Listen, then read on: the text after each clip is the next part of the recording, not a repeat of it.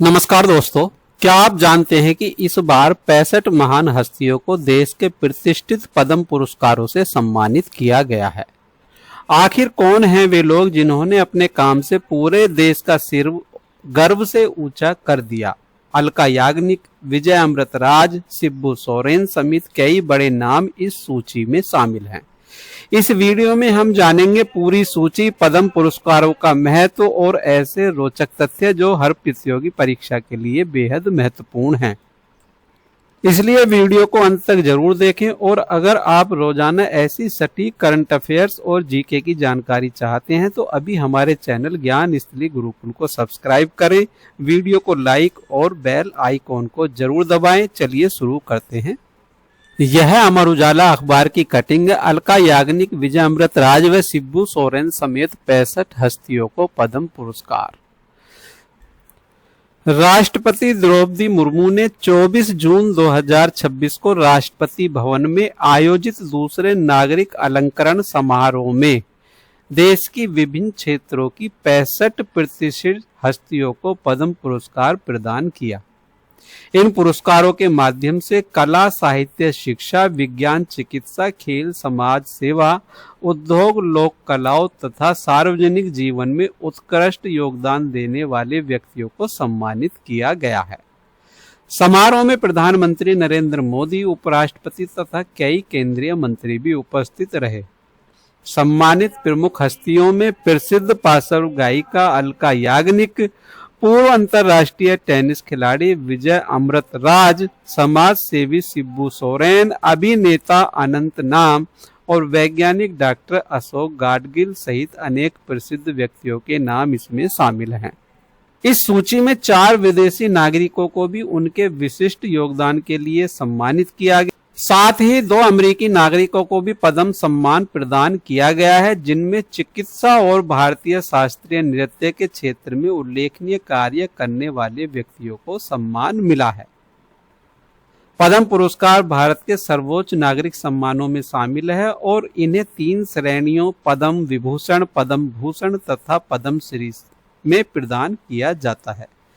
ये सम्मान किसी भी क्षेत्र में असाधारण एवं विशिष्ट सेवा, उत्कृष्ट उपलब्धि तथा समाज के प्रति उल्लेखनीय योगदान के लिए दिए जाते हैं और प्रत्येक वर्ष गणतंत्र दिवस की पूर्व संध्या पर पुरस्कारों की घोषणा की जाती है और बाद में राष्ट्रपति द्वारा औपचारिक रूप से सम्मान प्रदान किया जाता है। यह समारोह केवल सम्मान देने का कार्यक्रम नहीं बल्कि देश के उन व्यक्तियों के प्रति राष्ट्र की कृतज्ञता व्यक्त करने का अवसर है जिन्होंने अपने कार्यों से भारत की प्रतिष्ठा बढ़ाई।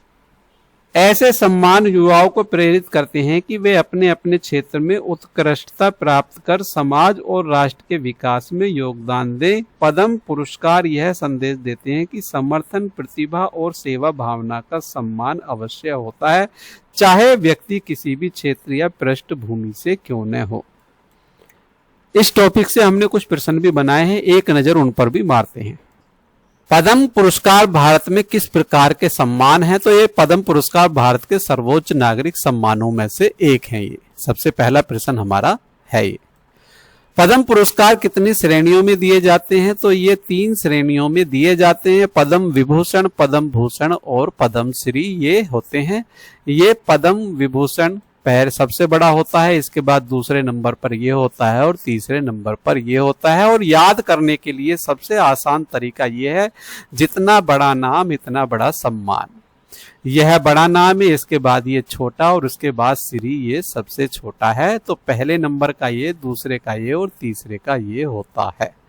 पद्म पुरस्कार किसके द्वारा प्रदान किए जाते हैं? तो ये राष्ट्रपति द्वारा प्रदान किए जाते हैं। वर्ष 2026 के दूसरे नागरिक अलंकरण समारोह में कितनी हस्तियों को पद्म पुरस्कार प्रदान किए गए? तो ये 65 हस्तियों को प्रदान किए गए हैं।